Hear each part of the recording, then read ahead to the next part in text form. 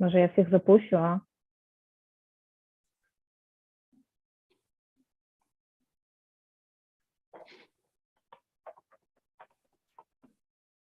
Можна почекальні всіх? Так, запускаємо.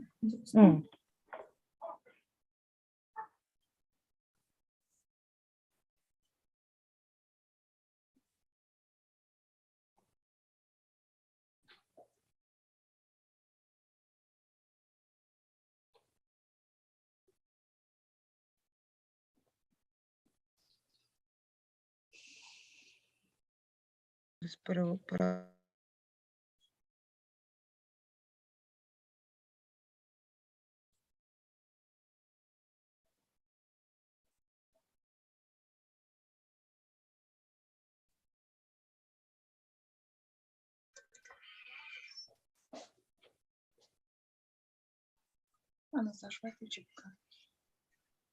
Что? Выключи пока, я звук настроила.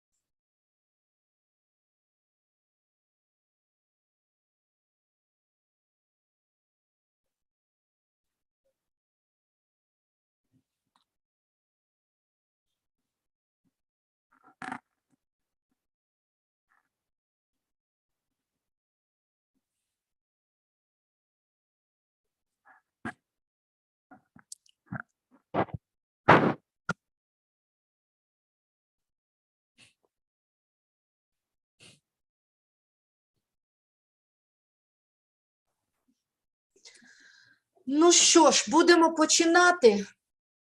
Чутно мене? Доброго дня, так.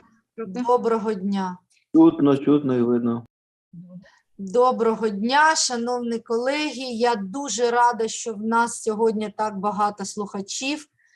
Вже майже тут біля 200, а ще на Ютубі. Тобто нас багато, думаю, зараз ще будуть під'єднатися. Ну що ж, на жаль, ми зараз зустрічаємося в часи дуже важкі для нашої країни. В нас велика катастрофа.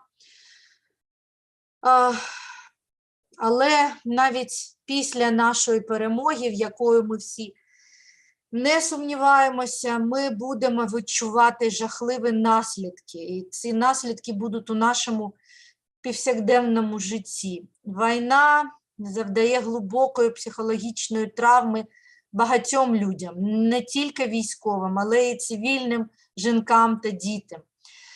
І це те, з чим нам скоро доведеться зіткнутися. Тому ми звернулися за допомогою до кращих ізраїльських фахівців. Ми запросили їх поділитися своїм багаторічним досвідом. Ви знаєте, що Ізраїль багато років існує в такій ситуації. і щоб вони поділилися з нами, як впоратися з цією психологічною травмою. І ще дуже символічно, що наша серія лекцій розпочинається саме 9 травня, бо нам треба пам'ятати, скільки життів забрала Друга світова війна. Ми повинні всіляко боротися зі злом і бути готовими до наслідків цієї боротьби. Тому тема сьогоднішньої лекції – рання та пізня вторинна профілактика посттравматичного стресового розладу від концепції до активних засобів. Але перед тим, як почати, я хочу вам сказати, що в нас буде синхронний переклад українською тут в Zoom, але для того, щоб вимкнути переклад, вам треба знайти, там знизу є іконка земна куля і там обрати мову. На YouTube-каналі лекція буде тільки англійською зараз, але завтра ми викладемо там на YouTube переклад українською, і ті, хто не встиг сьогодні, можуть побачити пізніше ці лекції. А що стосується запитань, ви можете писати, там вимикайте, будь ласка, мікрофони. Тобто запитання пишіть в чаті, і після лекції ми будемо їх перекладати лекторові, і він буде відповідати на питання. Сьогодні першу нашу лекцію прочитає нам відомий ізраїльський професор, психіатр, психолог, доктор Еяль Фрухтер. Він є завідувачем відділом психічного здоров'я у Рамбам Медикал Сіті. Це найбільший медичний центр на півночі Ізраїлю. Професор Еяль Фрухтер раніше був керівником департаменту психічного здоров'я медичного корпусу Сил оборони Ізраїлю. Еяль, floor is yours, please. Thank you very much, Professor. I'm very humble to be here, and I think it's a great opportunity for me to send my love and my sincere hope that your misery will end soon, and the sooner the better.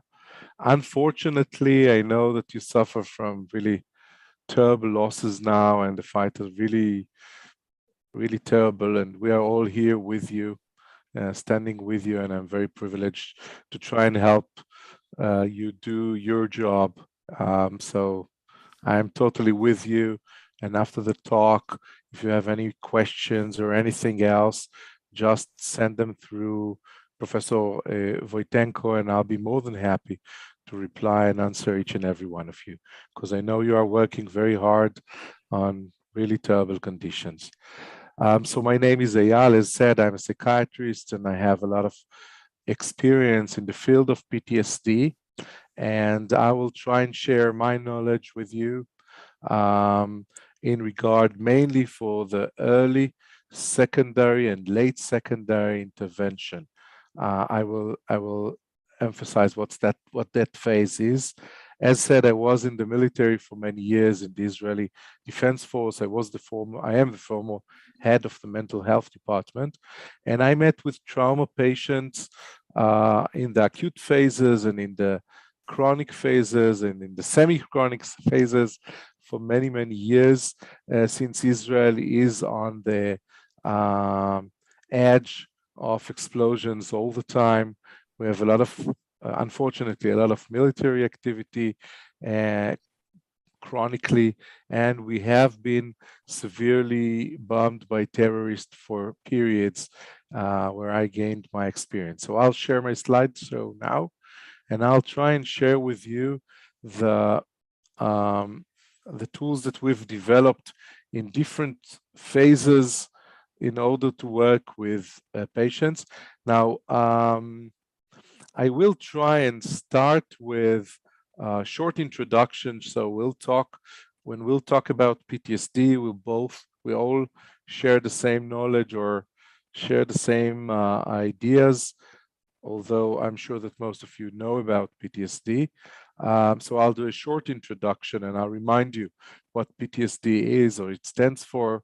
And then we'll talk a little bit about the 3 levels of prevention, and we'll focus on the real active tools that I can try and share with you. So each and every one of you will be able to work with them.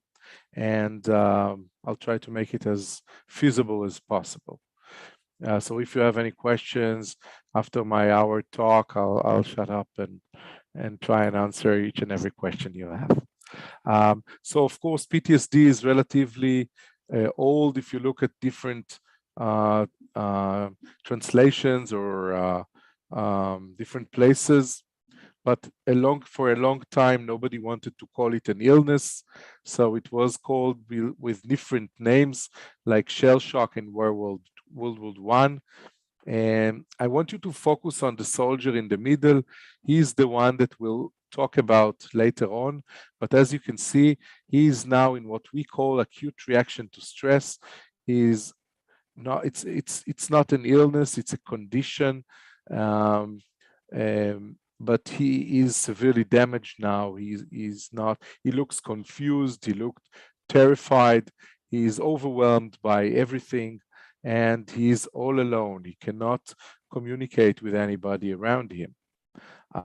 In the Second World War, it was called combat exhaustion and combat fatigue, again, meaning that everybody that suffers from that is probably weaker, or was tired, or was exhausted, but it's not to blame the war, it's just to blame the person. And countries meant that, because then they should not compensate or take care of the person. This attitude lasted until the Vietnam War, where for the first time, the people in the United States, they came up and they say, hey, you can't call it just post-Vietnam syndrome. That's an illness. It should be named like a disease. And then it became clear that it should be called post-traumatic stress disorder. And it was. So after the Vietnam War, it was the first time that it got into the book, the DSM and the ICD. And since then, you have the post-traumatic stress disorder. And the most important thing I want you to remember from the introduction is that PTSD, or trauma as a whole, trauma is a balancing scale. It's not something that is a whole. So today I'm well balanced. I have a lot of resources. I slept well. I ate well. I have a family in a secure place. I'm relatively secure. I feel well.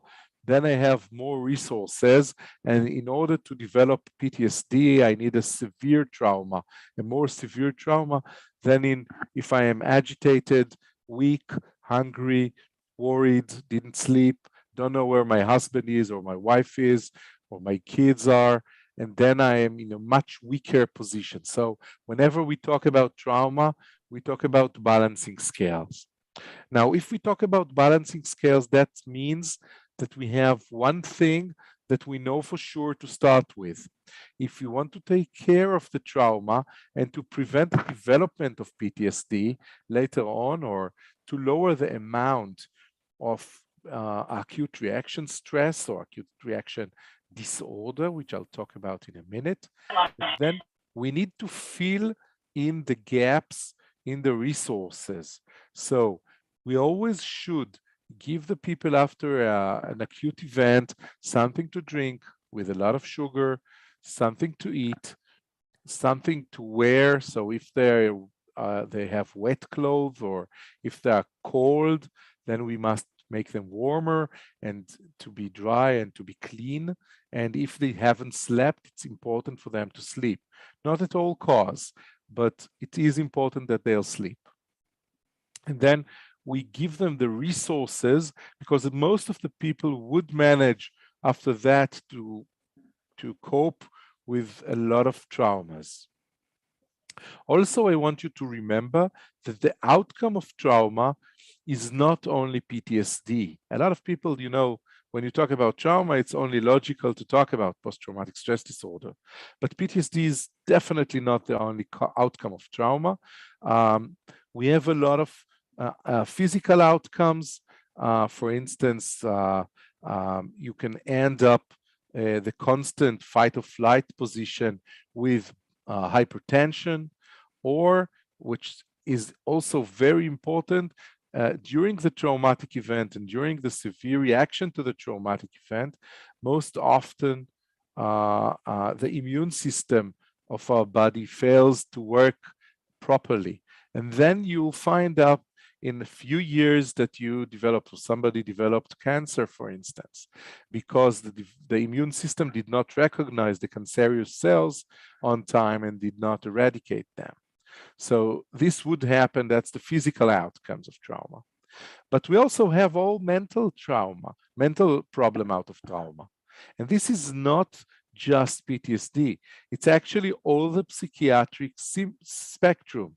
You can develop a psychotic event after a trauma.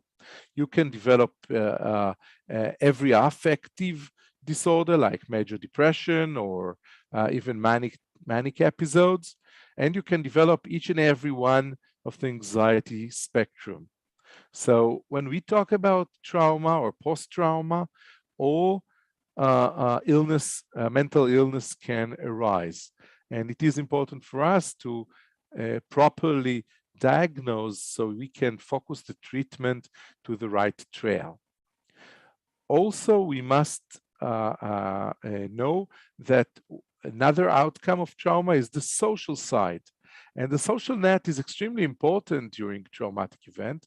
And if it fails, you will see a lot of homicides, a lot of suicides, and a lot of drug and alcohol abuse. Now, if you look at the American Army, for instance, you can see that in the 10, 11 years that they have been in Iraq and Afghanistan, they ended up with a lot of suicides. Before the war, before they started that activity with the traumas involved, they had about 2 to 4 suicides per day for soldiers and veterans. And after they started this participation in Iraq and Afghanistan, they jumped to 22. So they have about 1 every hour. And that's terrible numbers. And that's totally due to the traumatic events. So we must understand that trauma can cause everything. And what is the sequence of PTSD? It looks like that. The first 48 hours, every reaction is normal and it's a healthy period. It doesn't matter what happens unless you got psychotic. If you got psychotic, that's different. But if you are very agitated, or if you are very alone and into yourself, embarrassed in yourself and not talk to anybody, and if you don't want to sleep or can't sleep or don't want to eat or can't eat, everything is okay. It's all in the normal range of reaction. It's called acute stress reaction. That's very often happening. Actually, out of every event where we have 10 casualties, 7 of them will be with ASR. That's the statistics, and we must be familiar with that because we meet with them.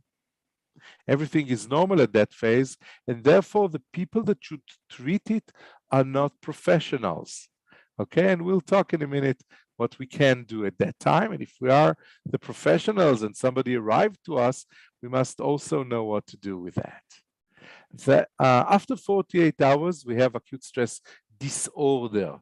Now that's a disorder and it would last until a month. The clinical aspects you're probably familiar with is the same as PTSD, but only more severe and intense.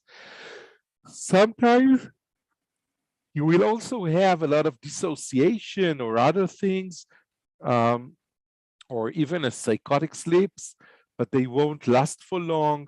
And actually it looks more and more like PTSD as the time flows. And after a month, it's called PTSD. For the first 3 months, it's acute PTSD. After 3 months, it's chronic PTSD. And still, even if it's a chronic illness, it would fade out as a natural process without any treatment for about a third of the cases. So only 2/3 of those who answer to all the criteria of PTSD would fade out in the first year without any treatment. But we also have others that did not show anything. Usually they do show the ASR, the acute stress reaction, like that soldier that we saw in the start, but they would not last. It would not last. And actually after, sometimes after it faded away, it would come back in another traumatic event, or even just as a family burden or something happened. I don't know, I got fired, I got married, I lost my wife. It doesn't matter, it could evolve, and then I have what is called late onset PTSD. Now, before we jump into the methods of treatment and interventions, I want to again show you what happens when we have normal recovery and what happens if we don't have it, because it would be relevant in a few minutes for us as we further our talk. So the normal recovery, look at that picture. You can see the tanks, you can see the smoke coming out of them. That's a traumatic event. Still, if it's the normal recovery, you can see that the memory is a bad memory, okay? It's always gonna be a bad memory for this guy standing on the tank and looking at his friends, I don't know, burning in the tank nearby. But in a few minutes, the memory, or days or months, the picture that is a clear picture would start to move to the side, and we'll start looking at our lives again. So it would leave the area in the brain that is called amygdala, in the limbic area, that is dealing with memories and emotions. And even if it's very overwhelming, it would slowly move, gradually move to the side. It would still be a clear picture. We'll remember it. If I'll ask this person, he will be able to tell me what he saw, what he thought, how sad he was, or how terrified he was. But he will remember also that he had a baby born, and he finished his academic degree, and he was on vacation with his wife, and he had a puppy, and he looked at the scenery and the sunrise, and everything was okay. So the memory, or the bad memory, would be part of his experience, but it would not be the only part of his experience. Now, developing PTSD is a different way of coping with the memory. So this is the same picture. We start with the same thing, but then for this soldier looking at the smoke coming up from the tanks, this picture would not move. Instead, it would start shading. It would start changing a little bit. The amygdala is overwhelmed now and is not able to process well the bad memory and the bad experience. And so it gets stuck and nothing else comes in, but the memory is more spotted, is not clear as it was, is not able to, to reach out and remember all the details and talk about all the details. It doesn't also want to memory all the details. And it would be colored in terrifying colors and aspects, and this is how it's stuck. And as you can see, when this is stuck, no other memory would come. And he's stuck at that place. It doesn't matter that he had a baby. It doesn't matter that he had a puppy or he saw a sunset. He cannot move this, and this coping is whatever he sees all the time. Now that's the unnormal recovery from PTSD, and actually that's how you develop the PTSD. And then if you look at the symptoms of PTSD, the criteria, it's obvious to understand. You don't want to remember anything, so you avoid. But you can't really avoid it because it intrudes all the way, and then it's intrusion, whether in sleep or in awaken, in flashbacks or in dreams, doesn't matter. Then, since you're so preoccupied with that, you cannot think clearly, and there is a negative outcome on the thinking and the affect. And of course, you're all the time sure that bad things are going to happen, and then you're agitated and hyper aroused. And that's all there is to it. That's all the PTSD. So the relevant risk factors, of course, are the intensity of the event, if it's man-made like in war, and unfortunately you are suffering from that now. If the memory consolidates at the trauma is not a good consolidation of memory.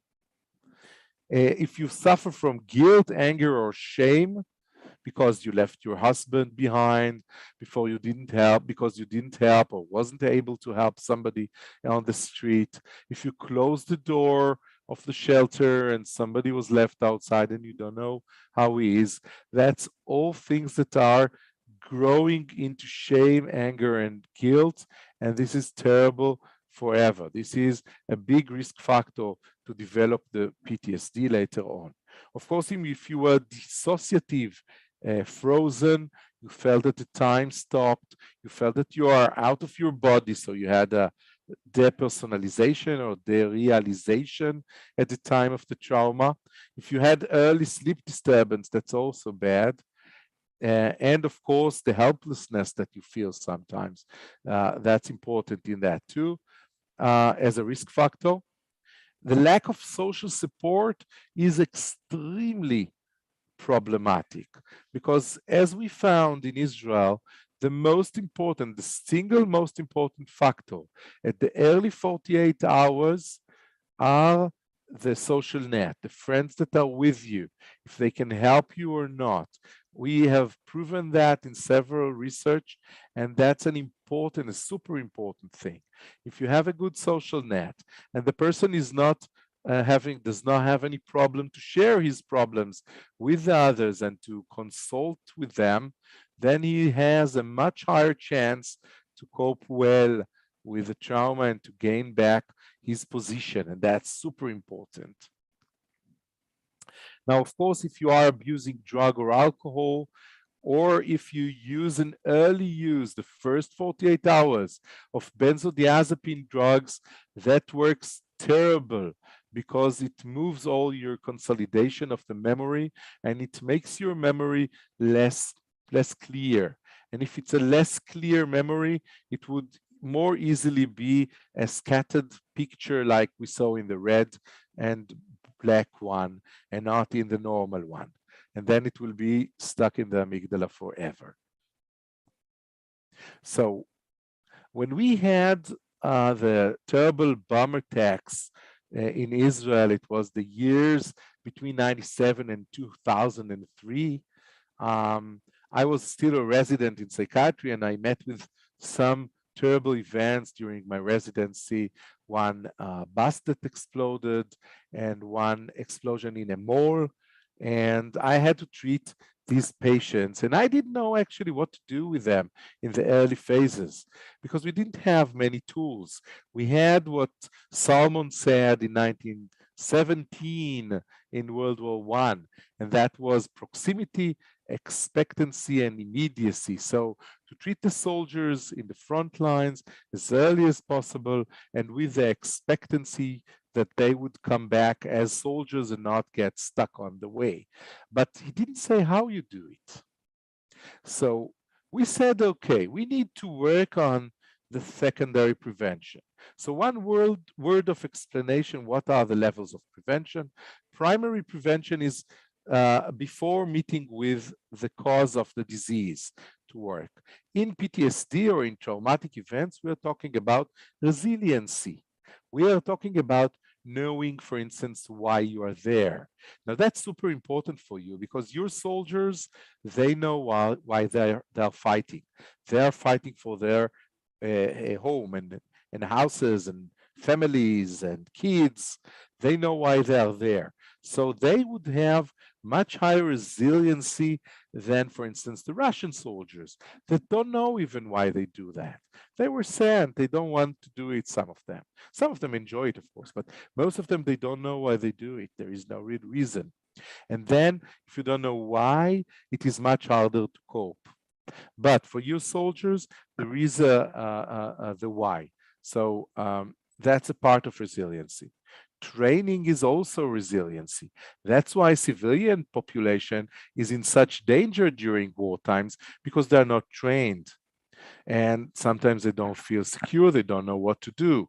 So it is very important as a primary prevention to talk with kids, to talk with everybody about what is going to happen. Now, if people know what is going to happen, that's more clear to them when it happens, and then they can cope.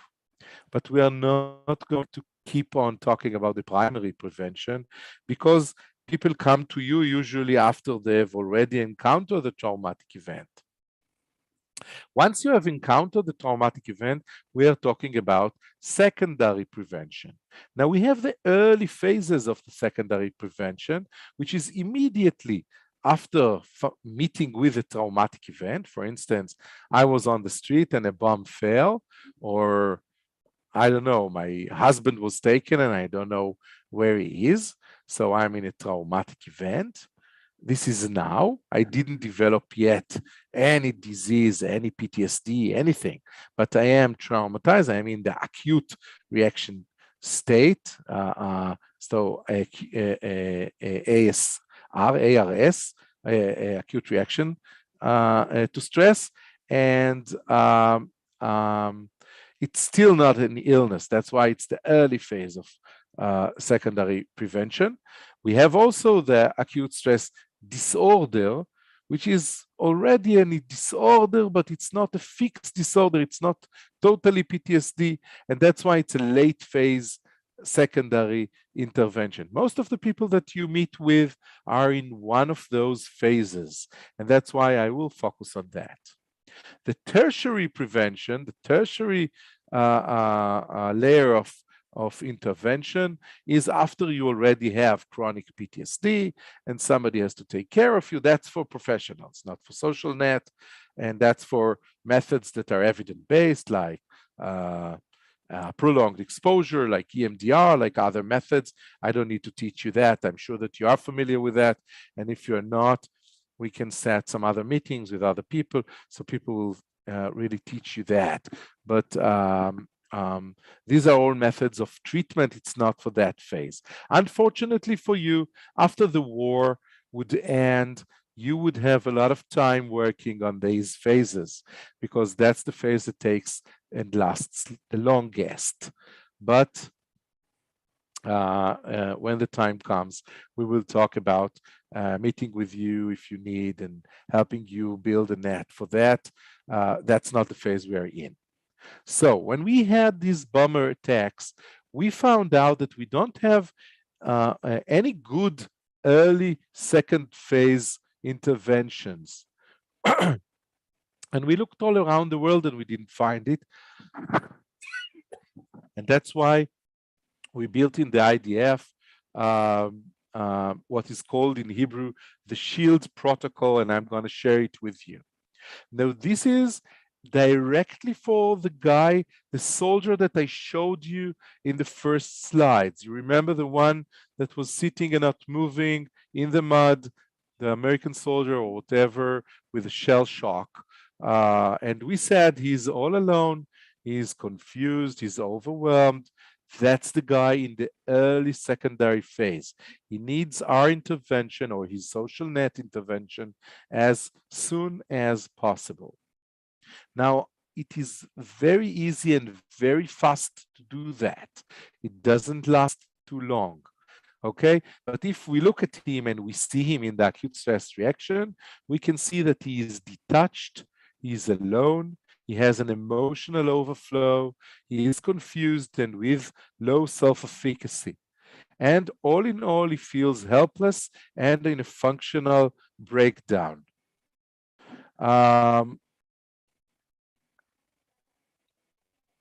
What we need to do in a short version, and I'll show you each phrase here, how you do it, is first of all, to establish an initial contact with him.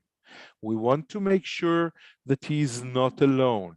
If he feels alone, we'll break it up. He shouldn't feel alone. Okay? Now, if he feels alone, then we must break it in all cause. If he doesn't look at us, he doesn't hear us because he's all into himself, we'll have to break this bubble in and move in. Then we will emphasize the commitment.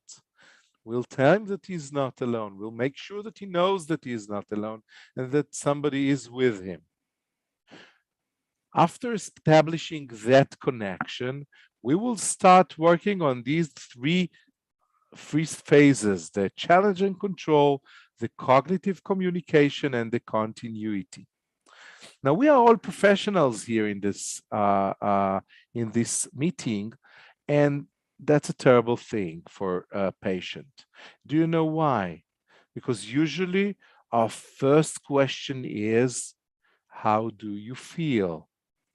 Now, that's great. That's the most terrible question possible.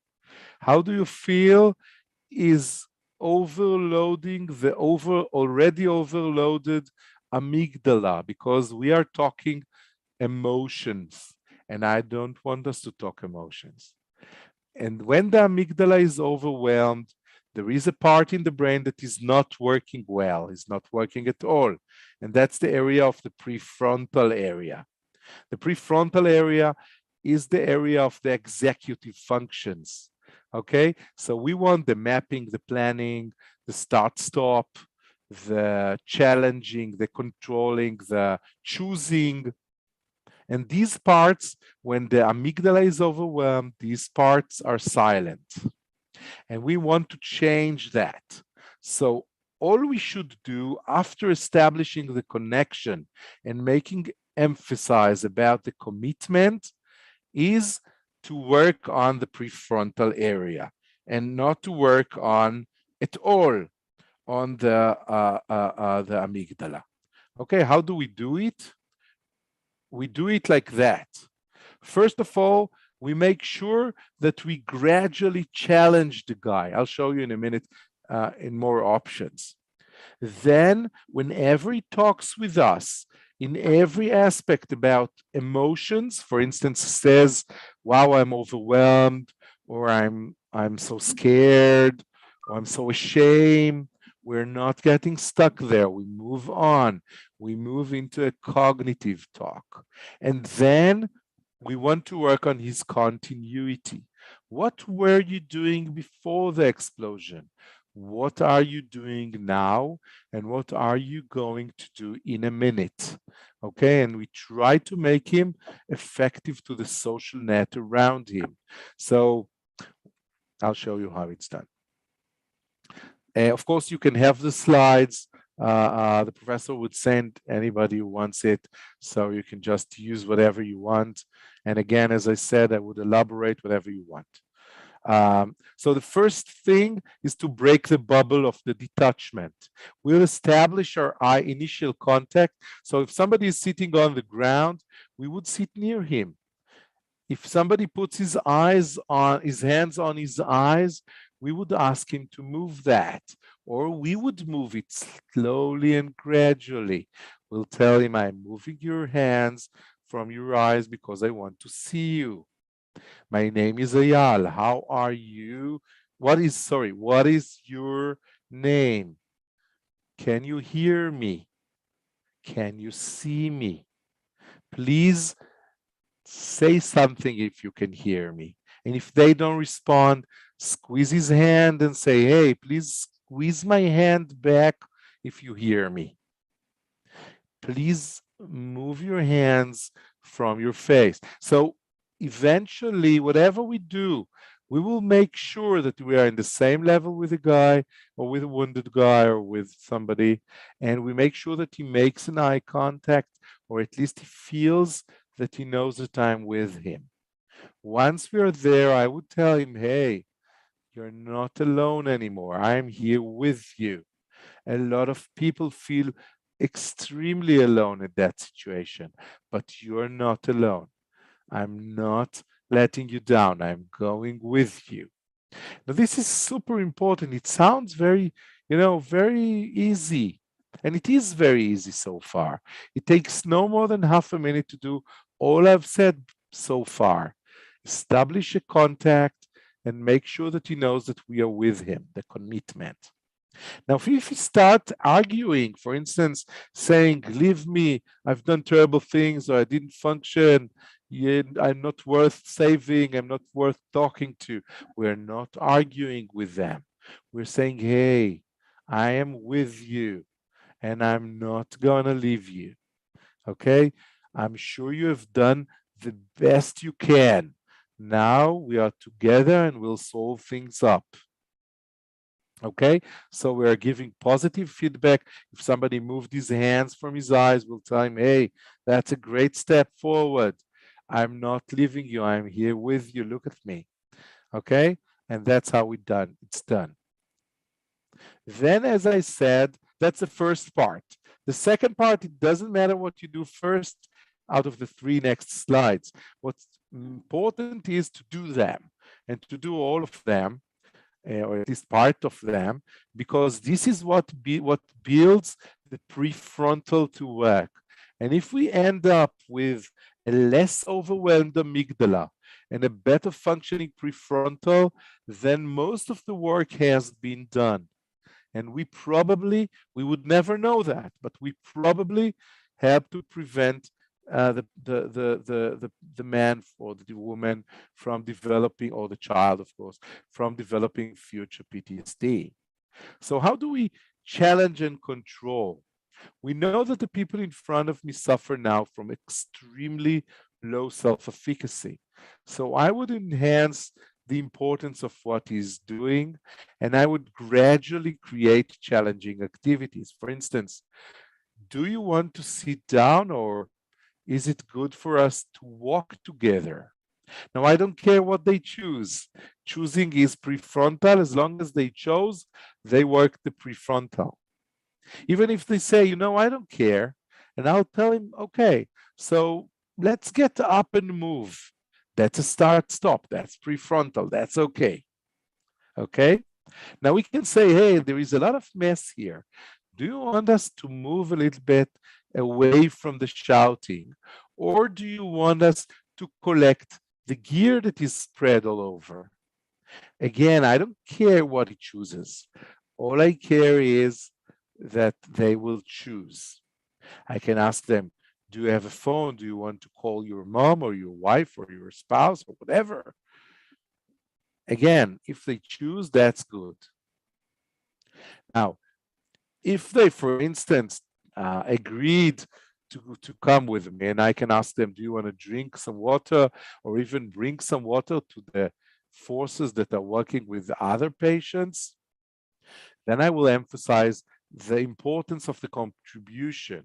I would tell him, hey, it's super important that we help everybody, because everybody is stuck like you, and it is very important for them to feel that we belong together, or that we work together. Now, if we do that right, he would start building a better narrative of what happened. The second phase of the prefrontal versus amygdala workout is that we do the cognitive communication instead of the emotional overflow. So if they say something like, hey, look, I'm all shaking, I will tell them something like, that's a fight or flight phenomenon. Now, everybody knows a little bit about fight or flight, and they would start thinking, hey, what is he talking about? But I'm not immersing with him in the sorrow or in the pittiness or in the frightfulness. I'm not going to the emotions. I'm moving them into thinking. The cortex works. That's good for me. If they tell me things like, I don't know, it was so terrible, I'm terrified, I would not stay there. What I would do is very easy.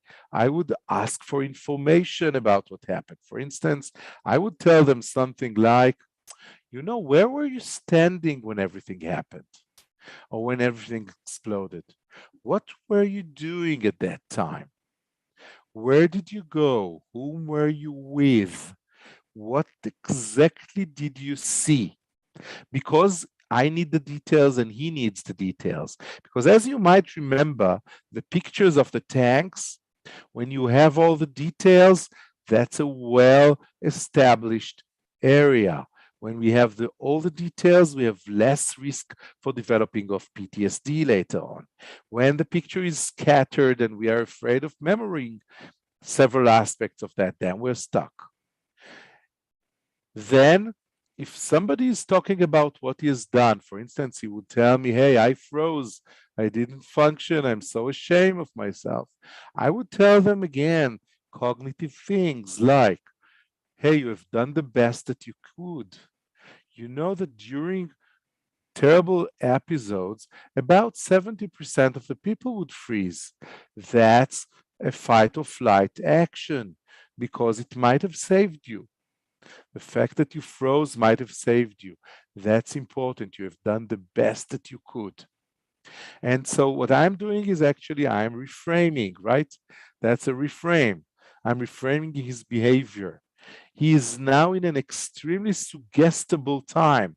So if I can suggest him into believing more in himself, into being a little bit more proud of himself, a little bit less shame of himself, then I'm doing good. Okay, so whatever he's moving, whatever ball he brings to the air that is an emotional ball, I kick back all cognitive. So if I can suggest him into believing more in himself, being a little bit more proud of himself, less shame of himself, then I'm doing good. I'm sorry, I didn't hear your question. Sorry.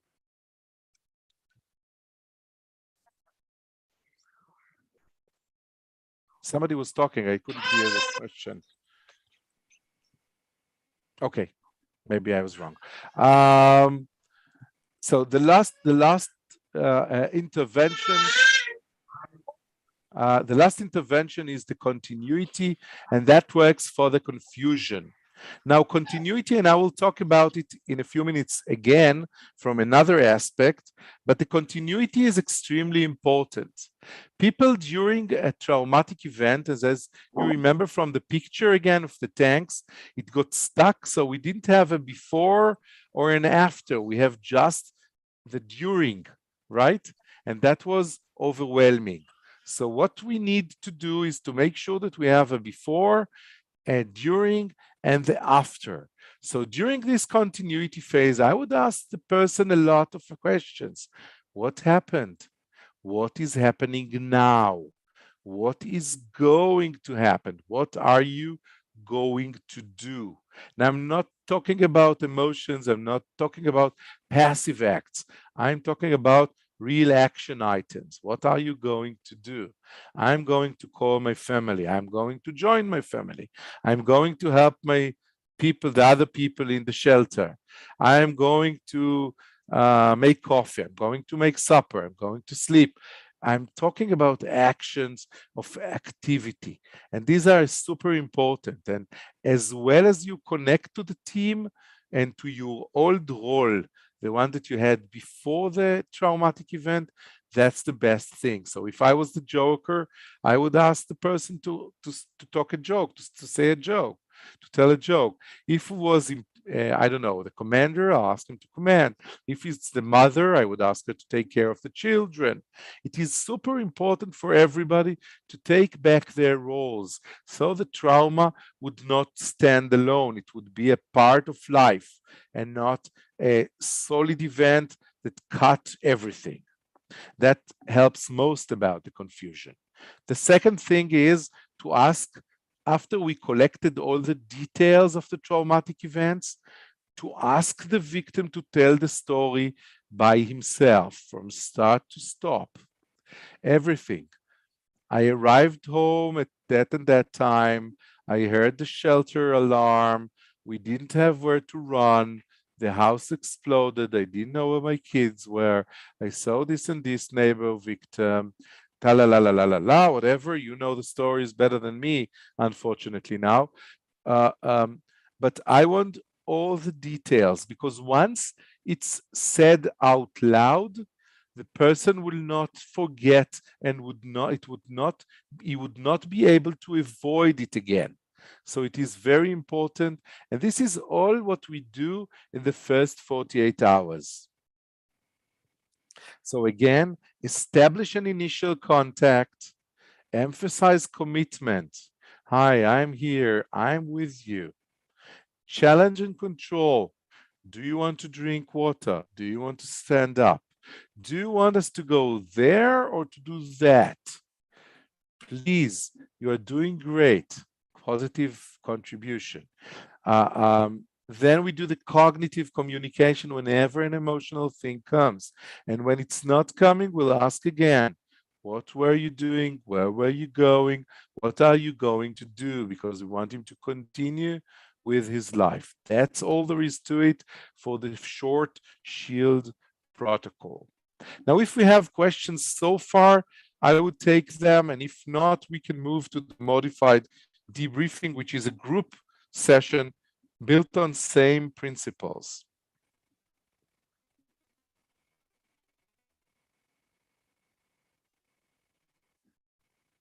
Anybody? Nobody? Есть вопрос. Okay. Так, є запитання. Ми зараз озвучимо, що в нас є тут в чаті. Запитання я озвучу англійською. So, Eyal, what to do if a person react aggressively when you are trying to establish a contact with him? For example, you are saying, I'm with you, Daddy, but the person in very aggressive way reply, leave me alone.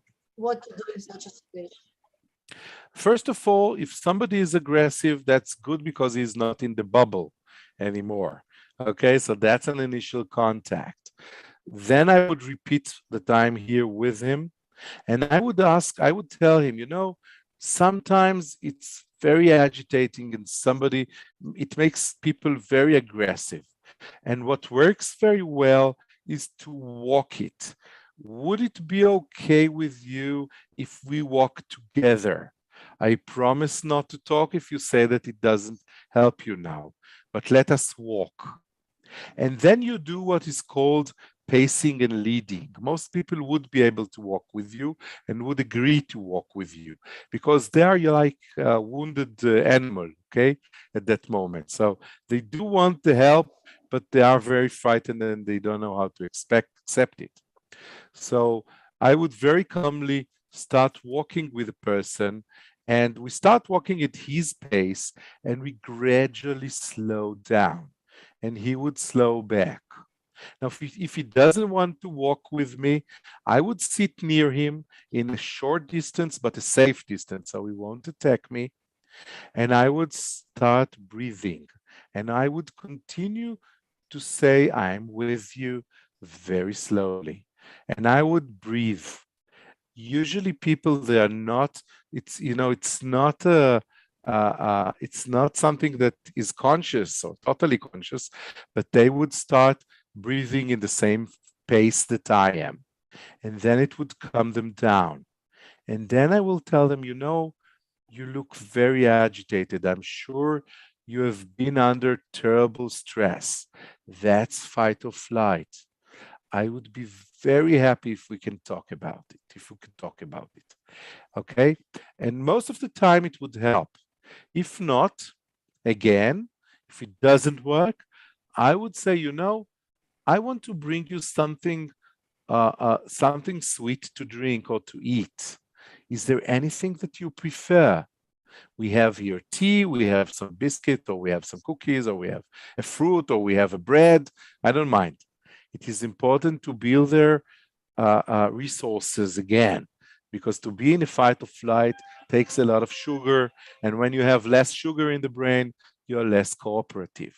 So these are all methods that we can cope with aggressiveness during that phase.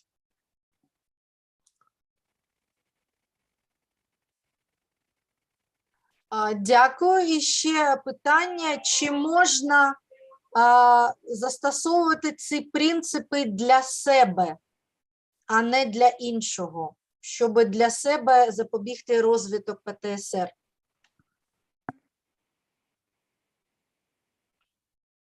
That's a great question. Yes.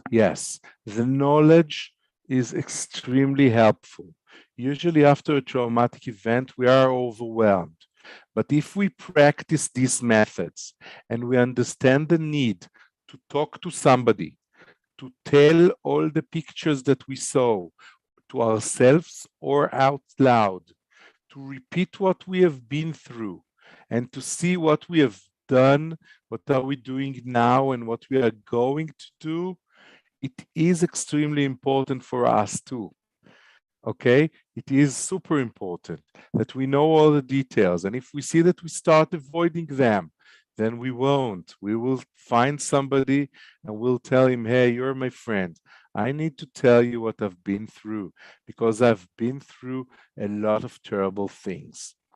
And it is super important for us to take care of ourselves and to find that if we're stuck, we'll move into the prefrontal area. We do not stay there in the amygdala, even if we feel extremely miserable, to find a role like taking care of others, because that's your professional, that's your profession, that's your continuity, to make sure that we have established our basic needs like food, like shelter, like warm clothes, like shower, or like sleep, to make sure that we don't forget the details from what happened. These are all super important things for ourselves too. Дякую. І ще одне питання. Shield, цей протокол Shield, схожий на модель Ялом. Але я бачу деякі відмінності, пише нам слухач. Чи це різні стратегії, чи це одне і саме? Actually, Shield protocol was the base for Yahalom protocol. I'm so happy that you are familiar with Yahalom protocol. Yes, it's the same thing. We built that in the IDF, and later on it was translated into Maaseh protocol in the civilian world by the same Moshe Farhi that built with us the Shield protocol. So it was first Shield, then from conveniency, it changed into Yahalom, but it's the same principles. Yahalom is more simple. It was a little bit simplified. I'm so happy that you're familiar with Yahalom. Дякую. І ще комент такий, що пише нам наш лікар про дебріфінг. Було багато інформації про те, що відразу після івенту, события, дебріфінг далеко не завжди корисний. І додає інший лікар про те, що це важливе зауваження, і треба уточнити для українців, що для нас дебрифінг, мабуть, не буде корисним, тому що наше населення не має історії підготовки в школі і немає масової служби в армії. Це як це відбувається в Ізраїлі.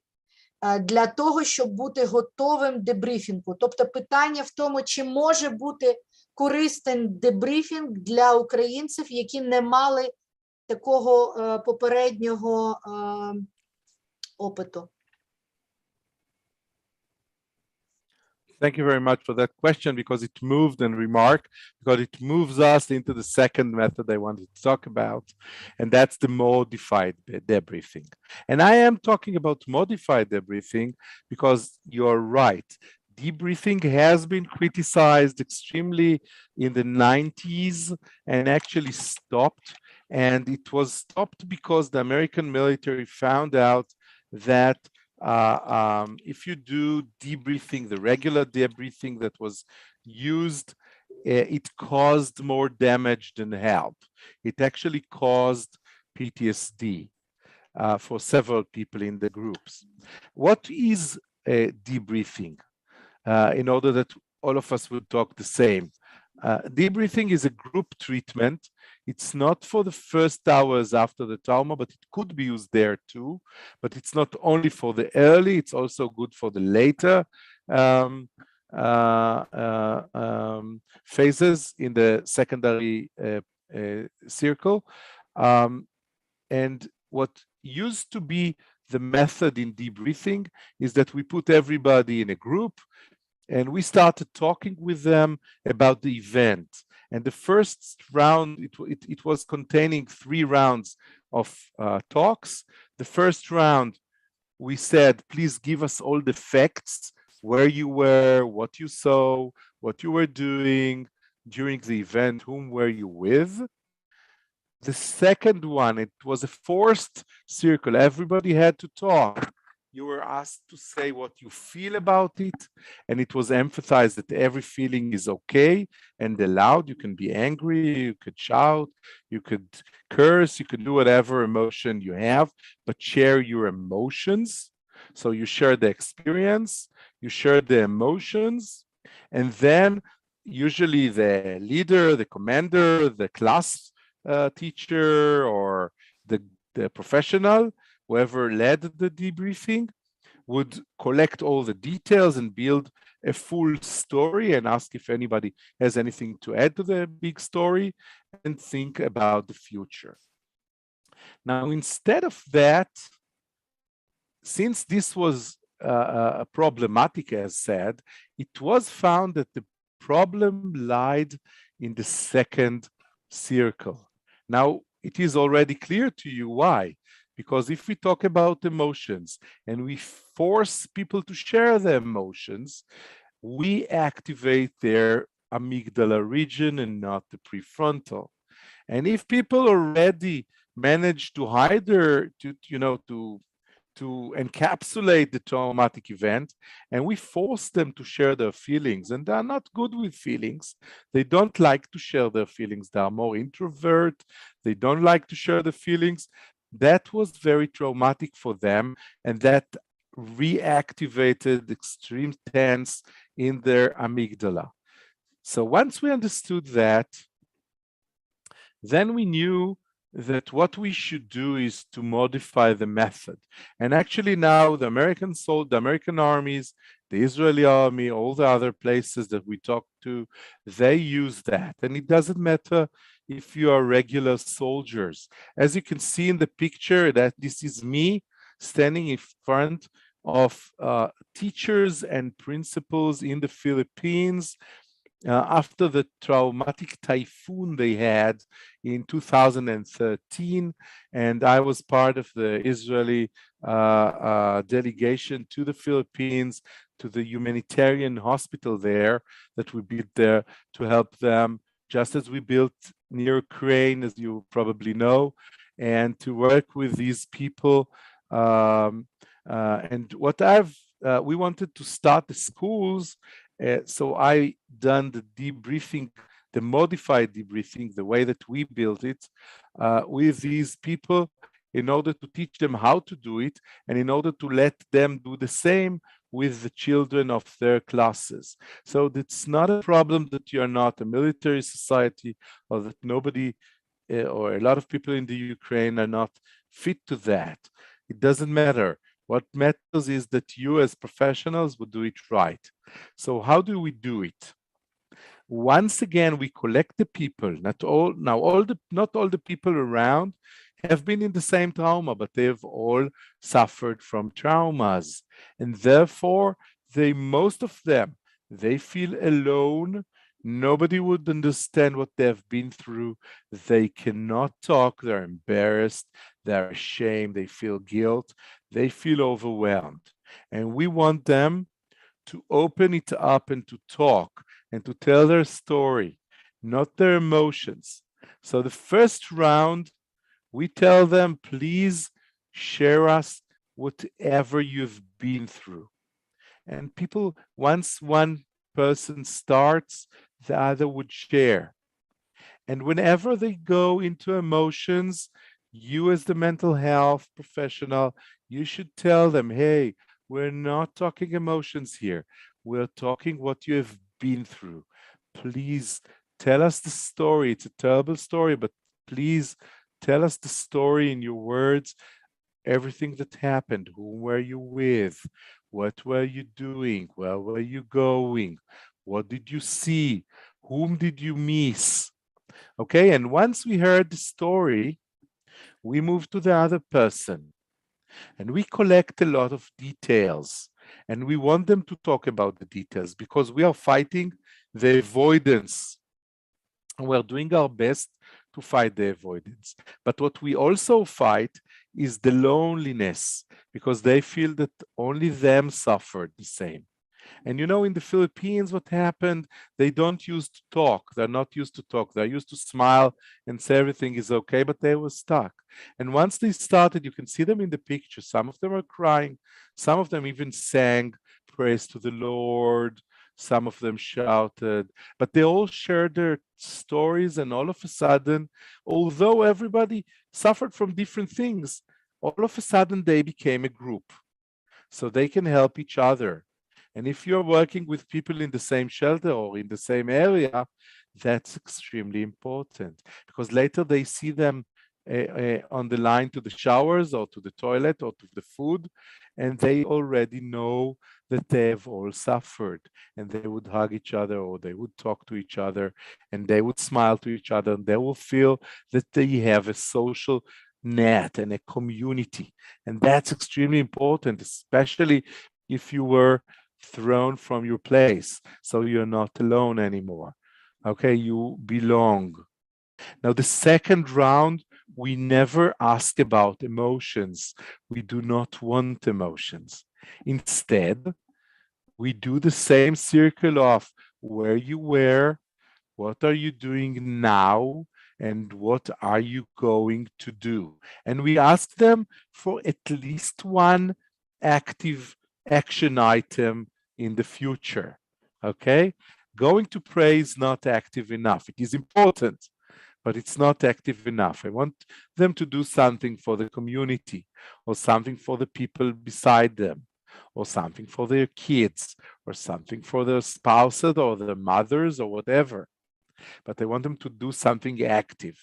I don't tell them what, but I ask them to tell me what they're going to do. And then we create some continuity by doing so. Okay? And the continuity is super important.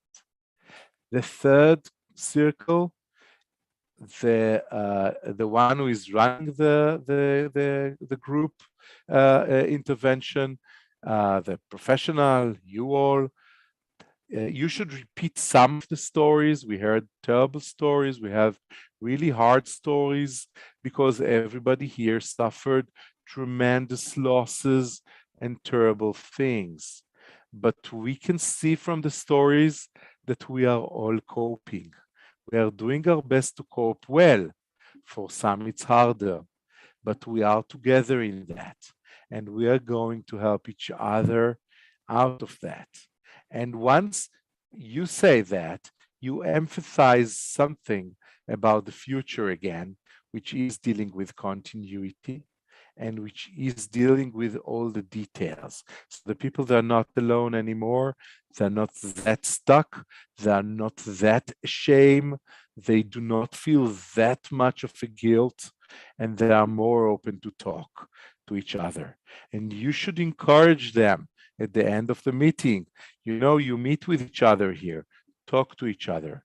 Now we all know all our stories, or some of our stories. We all know that we all suffered, but we are together, and we have our nationality, and we have our families, or we have our friends, or we have somebody with us, and we can share and help. So let us help each other, because that's what nations do at times like that. Okay, and once we close the modified everything like that, that is encouraging them. That is comforting them and building power and not taking power. Okay, so this is the modified everything. 3 circles. 1, please tell us your story of the trauma. And once, please don't go to emotions. And once you get too emotional, we move you to details. 2nd, please tell us at least one thing. What were you doing before the trauma? What are you doing now after the trauma, immediately after the trauma? And what are you going to do in the very near future when we end this group? And the 3rd is building the community and giving encouragement for future. I hope this was understood. Again, questions?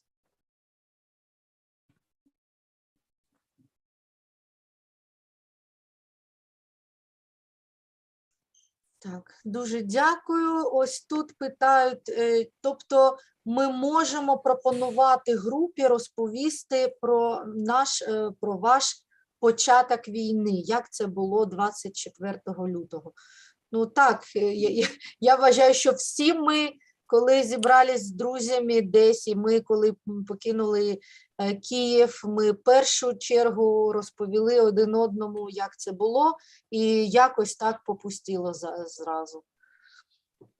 Ну, це питання, чи можна так робити?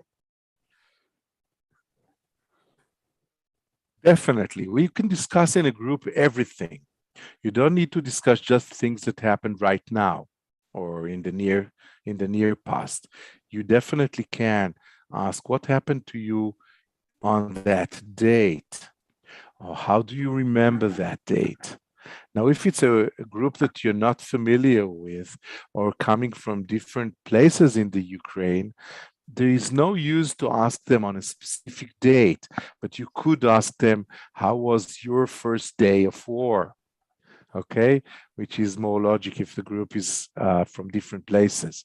If you're from the same place, then the war started for everybody there in the same time. Okay. Дякую. Ще одне важливе питання. Раунди відбуваються почергово під час однієї зустрічі? No. This is a one meeting. It's a one meeting because we need to open and close. We don't want to stop in the middle because people will be left open with an open wound that we didn't close down. Okay? It is important for us to stick with the continuity idea. Okay, the continuity is that we start with what happened on the bad times and we go into the future. And we see that it's a continuum where we were before the war, what happened in the war, what is happening now, what we are going to do. And then we have a continuity. It usually lasts for, when I had groups like 14 or 15 people, it usually took me 1.5 to 2 hours to conclude a group like that. That's hard work, but it is very fruitful.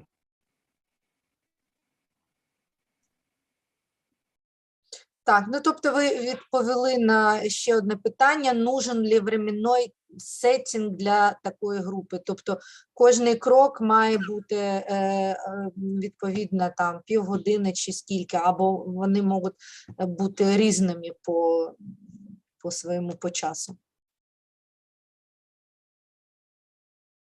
Yeah, I'm trying not to pace them too much.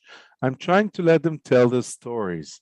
But if I see somebody that is talking more than 10 minutes, I would probably stop him because others would lose interest. So I would try and focus them into telling things. And I will start by saying, please take, we are 15 people, so please talk 3 to 5 minutes. Tell us what happened to you. But if you need some more, oh, it's okay, of course. Okay, so that's the time frame that I would give them. We don't want it to be too long because for some of the things would be too overwhelming. Now there is no time limit, but for instance, if somebody was raped and others were not, I would, or somebody suffered from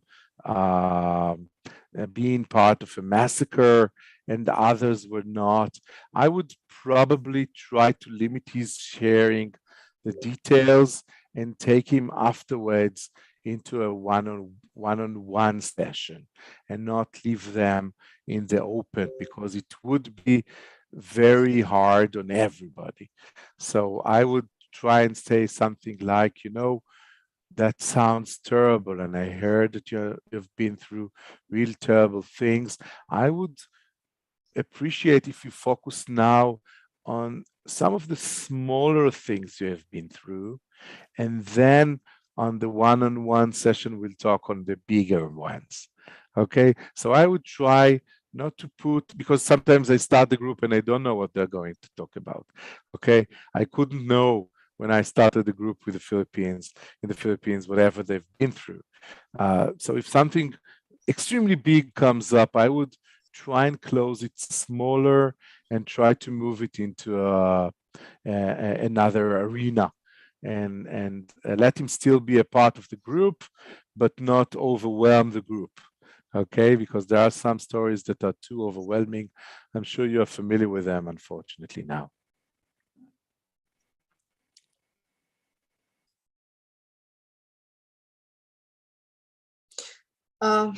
Дякую. Ще одне питання. Якщо люди самі починають...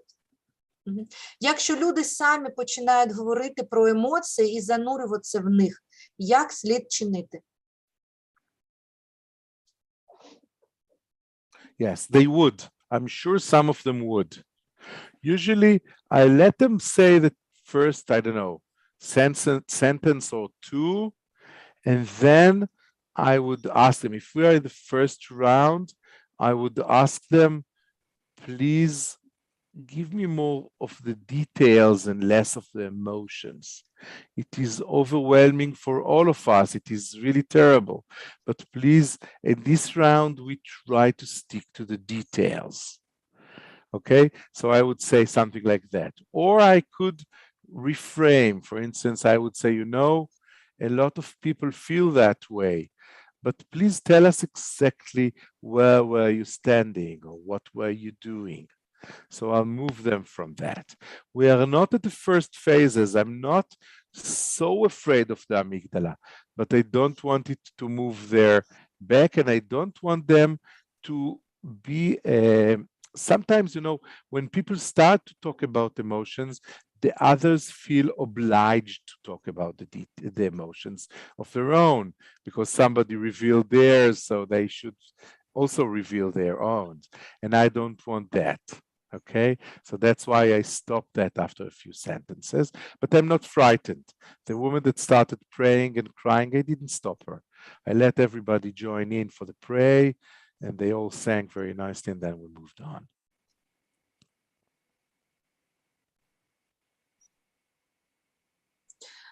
І ще питання з Ютубу. А як бути з емоціями? Як правильно допомогти їх прожити надалі?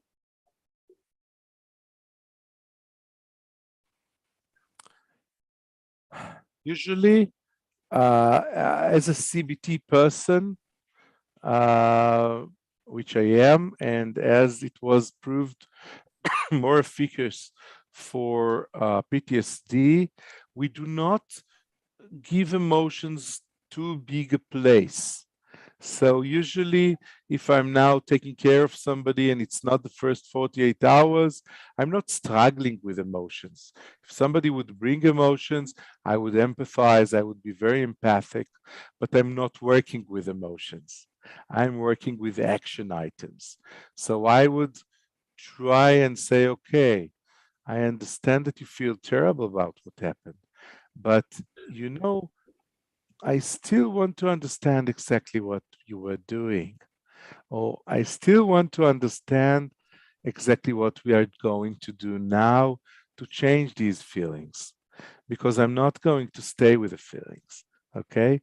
So I could be very empathic to the feelings, but not too stuck with them, because then we can immerse in sorrow and, you know, cry together, and it wouldn't move anything further. It's sometimes very hard, I know. It sounds easier than it is, I'm sure. And I know that we are all crying together in sessions like that, and that's okay. But you know, it's okay to cry together as long as we do something with it and not just stuck in that.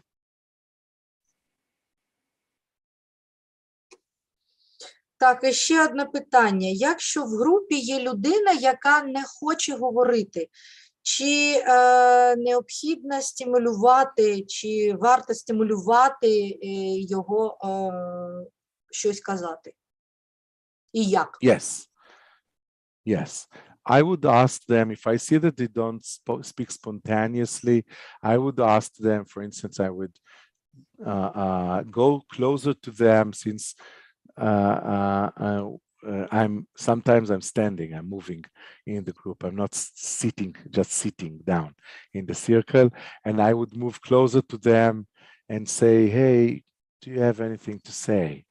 Or would you like to share your story?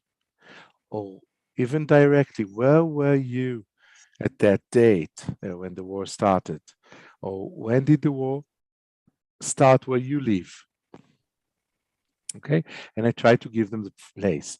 Now, most of the time, if you ask people directly, they would at least give you one sentence. I don't need more than one sentence. Okay, if they say something, I would say, you know, you're not very talkative. It is known and proven, and it is, that if you talk more and share more, you will be stuck less with traumatic memories, but it is up to you. I'm not going to force anybody to share more, but I would really appreciate if you could share a little bit of what you have been through.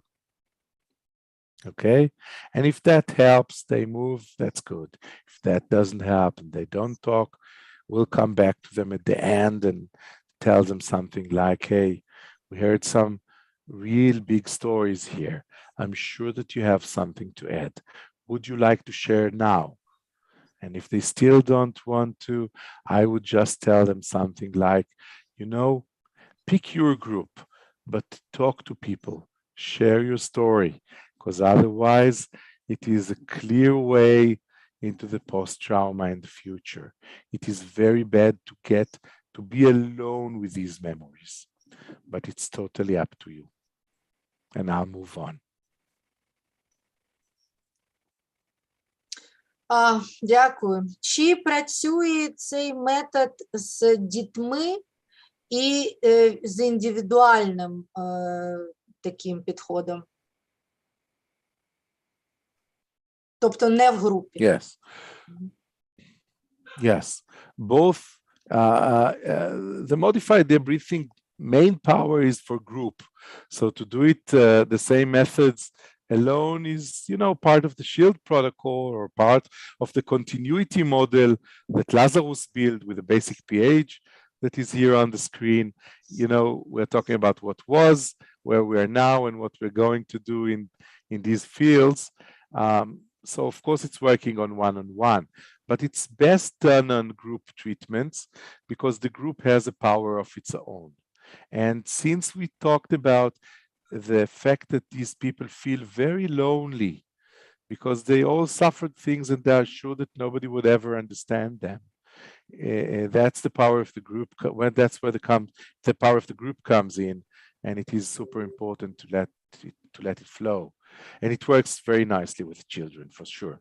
Children that can sit, listen, and talk, not under 12 or something, but children that can share and can talk.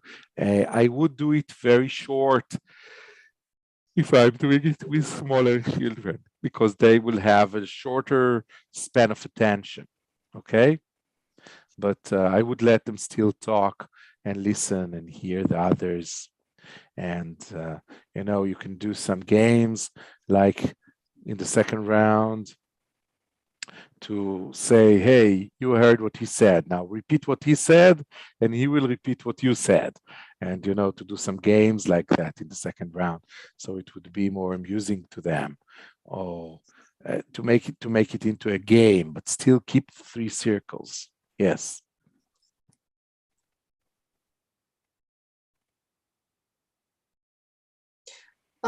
Добре, ще декілька питань. Що робити з тими, хто пережив знущання, катування, зґвалтування? Теж усі деталі проговорювати на групі?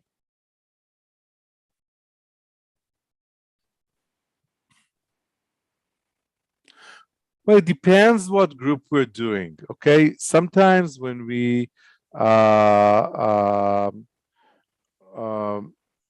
are all, we have a small group of people that were raped, then we can, of course, open it up in a group, in a modified debriefing. But if we have people that have been tortured or being raped or being under severe stress and not, regular or terrible sites, then I would start on one-on-one and see how they cope. But still, I want them to talk about what they've been through, because it is very important for them to understand that whatever terrible things that they've been through, not to remember it and not to talk about it and not to make it a bad memory, but a part of their big memory of what we had before, what we are having now, and what we will have in the future, is the most dangerous things currently. Okay, so the rape was danger and was terrible, but it's just something that happened, part of life for you. It will never be vanishing, but you cannot ignore it or avoid it, because it will come back and it will make terrible consequences. So we must make a lot of effort to make it just part of our memory. A bad memory, a terrible memory, but a part of memory.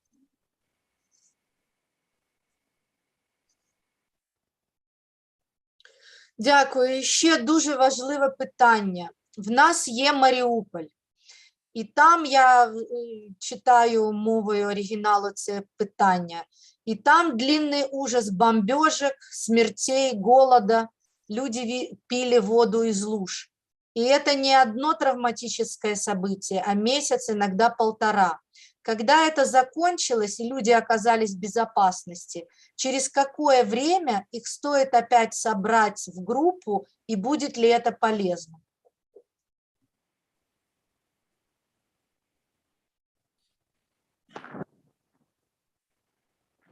Wow. That's the most severe problem, is the continuity of war and the continuity of terrible sites. And in every phase that you'll stop and do a group therapy or a group session, that would be good. Okay, whenever you do it. Now, if it is too long, you would probably want to ask the audience in the first session, in the first circle, to pick one event. Not to talk about all the events. To pick one event that is meaningful and it was important for him to pick. Usually people will choose one of the most terrifying things or something that is more peaceful, but they would pick the one that is important for them to talk about. And I would probably, if all the group is suffering from a continuous traumatization, I would probably make a daily or every 2 or 3 days meeting of the same group just to talk things over. What is going on? What are we doing now? What are we going to do? And then we can pick other traumas, or somebody can share in the first circle whatever they want to share. And then in the second circle again, what are we doing? What were we doing? What are we going to do? Because it is important, super important, when everything is not on a continuity level, to make clear that something would continue. Some habit would continue and the social net would continue to support. And if somebody is leaving the group and somebody other would come, we'll just rephrase the rules of the group and move on. So it would be an open, like a train group, because we know that in circumstances like that, people tend to go away and to come back and to come again or come other people. But to make them into a group is very important, because the social net is super, super important to cope. Otherwise, we lose most of our help, most of our hope. I'm sorry, there is no simple. There is no simple. Yeah, I'm sorry, there is no simple answer. It's not a simple condition, of course. It's terrible. Дуже вам дякую. В нас, на жаль, вийшов час, але тут дуже багато в чаті в нас подяк від слухачів. І є також запитання, чи можна отримати зразок протоколу. І також цікавить досвід роботи з людьми, які вимушено покинули територію. І є ще запитання про те, що сором заважає говорити. Мабуть, ці питання, які ми не встигли озвучити, я відправлю нашому шановному Ялю, і після того, як він зможе коротко відповісти, а може надати протоколи, ми розійшлемо по тим адресам, які ми отримали. А зараз я хочу подякувати професору Фрутчеру. Дуже вам дякую. Thank you very much for your lecture. It was very important for us in such an important moment in our history. Be well. I'm with you.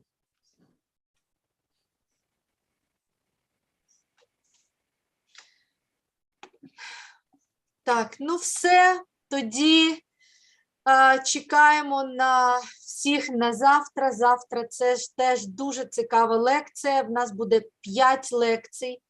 Вони будуть стосуватися і дітей, і підлітків, і навіть учбового процесу. Тобто слідкуйте за нашими анонсами. Ще раз, я дуже щиро дякую. вам. Я за організацію. До побачення. До побачення. До побачення. Дякую. Дякую. Thank you so much. Дякую. Bye-bye. До побачення. До побачення. Дараба. Дякую. Дякую. Дякую. Дякую. Дякую.